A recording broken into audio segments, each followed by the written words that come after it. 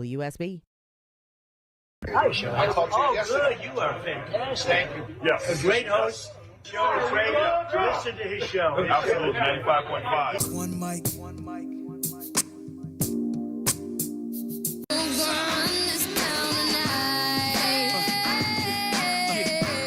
Shelley Winter Show, live, local, topical, and relevant, my friends.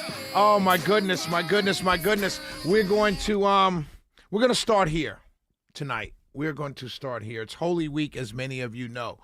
I try and tell you guys all the time that I am not, I'm not a student, seminary student. I'm not a theologian, but I have been going to church, got baptized as a baby, confirmed at 13, and I've been going to church ever since. Not every Sunday, but ever since.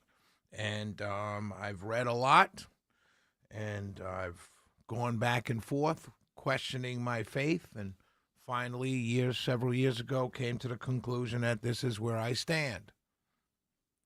My faith is in my God. My relationship is with my God that I pray to every night and every morning, and I talk to constantly during the day. But today is Holy Tuesday, so this is Holy Week. Started on Sunday, Palm Sunday. Jesus entered the city. Everybody cheered. Yesterday was Monday, Holy Monday, where he turned over the tables and got mad with the church leaders, the Pharisees, the people who were kind of taking advantage of the people.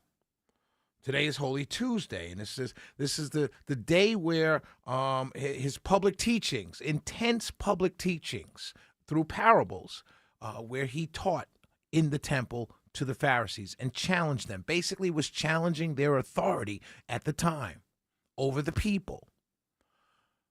Several parables of the 10 virgins, parables of the talents. The one that I want to focus on, parable of the wicked tenants. That where people reject God's messengers. But they also, it's a rejection of him. This is what he's talking about, and how the Pharisees were rejecting him because he was God's messengers. But then there's another one, the parable of the two sons. Matthew 21, 28 to 32. It's not a religious show, but I'm getting to something here. And the parable of the two sons, where he talks about genuine obedience shown by action and not words. Something that's throughout the New Testament and the Old Testament, but mostly in the New Testament, showing where your actions show you to be a person of God, a person following God's will, not your words, your actions. And the parable of the two sons is where Jesus tells the Pharisees and the church leaders in Jerusalem in the temple that you all are false. You guys are not leaders. Your authority should be challenged. And that's what I'm here to do. I'm challenging your authority. And I bring it to today. I start off the show with that today because there's many of us out there who don't want to challenge authority. We spend years putting things on our cars. Don't tread on me. Out of my cold, dead hands. But now that the person that you like, the person that you voted for is in charge, and the people that you voted for are in charge, you don't want to challenge them. You don't want to say anything against them. They've become your Pharisees, your church leaders, because you don't want to challenge them. They're the ones in charge. And because you put them there, you feel it necessary to not say anything bad. Even though the things that are being done in your name are things that you never wanted done in your name. Just like Jesus was telling these people, I'm here to challenge your authority. And we need to start doing that as voters, whether it's Democrat or Republican. I'm not talking to one side. We're the people. We have the power. It's us. We put them there. We can challenge them. It's okay. No one's going to throw you out. No one's going to deport you. You can challenge the authority of today. You can challenge today's church leaders, quote unquote, or Pharisees, quote unquote. You can say, I don't agree with this. It's okay. Doesn't mean you don't believe in God anymore. Just like for Jesus and his disciples and all the people in Jerusalem at that time, it didn't mean he was challenging the Pharisees. It didn't mean he wasn't a believer. Just mean I didn't believe in you. I disagree with you. It's okay to do that. And I would urge everybody to stop putting words in this great man's mouth. Stop putting your intentions and what you think is right into God's mind.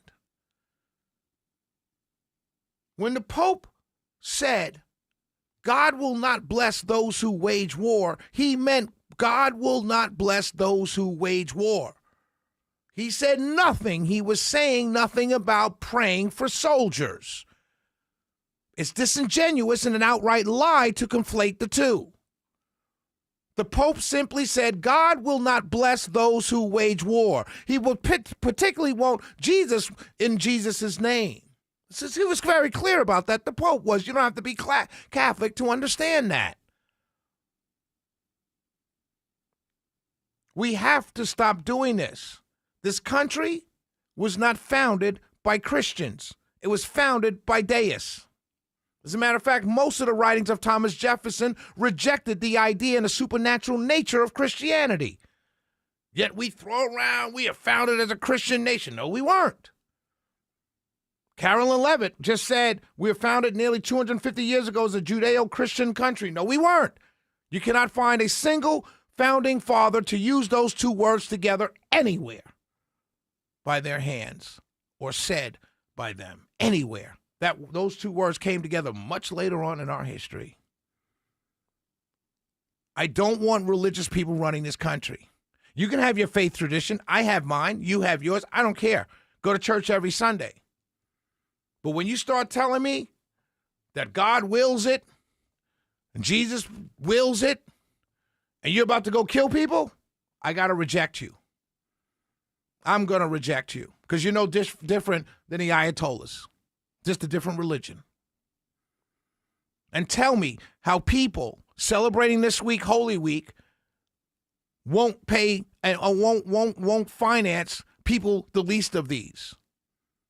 Would cut welfare, would cut programs for the homeless, would tell somebody who's been here 25 years, but because they snuck in 25 years ago, they've since not gotten in trouble. They built an entire family. They have children who went off to college who are lawyers and doctors and candlestick makers that you got to tell them now, they're not legal. Send them back. That's not Christian. That's not godly. There was a time in this country where we all wore wristbands that said, what would Jesus do?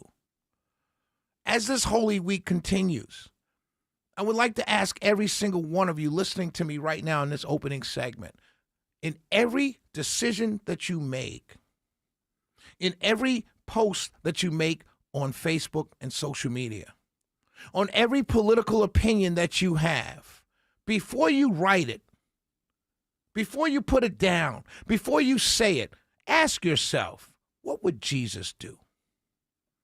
And I guarantee you 95% of much of what any of you believe, Democrat or Republican, much of what you write, much of what you say, much of your opinions will be wiped away if you ask yourself that first question this week during Holy Week. What would Jesus do? This is Shelley Winter Show, 404-872-0750, 1-800-WSB-TALK. We'll be right back.